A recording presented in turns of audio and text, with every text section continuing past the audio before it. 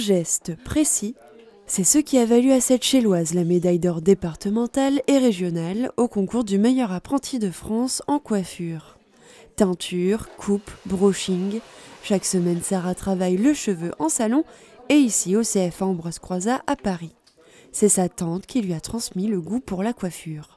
Je la voyais toujours faire des choses et on m'a acheté une tête et je m'entraînais en fait à chaque fois et je lui montrais ce que je faisais. Je faisais beaucoup de chignons, plein de choses comme ça à côté, mais je me suis jamais dit que ce serait mon métier.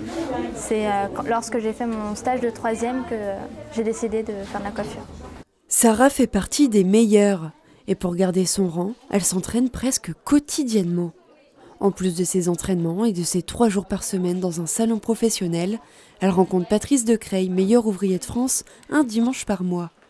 Tristan, son formateur au CFA, suit de près la réussite de cet élève qui, pour lui, sort du lot. Elle travaillait très vite dans mes cours pour le passage de son CAP, ce qui fait qu'en fin de compte, j'ai pu dégager du temps pour elle, pour qu'elle travaille sur son projet, donc un peu de technique, suivant ce qu'elle demandait. Et puis après, elle le travaillait même le dimanche, le week-end.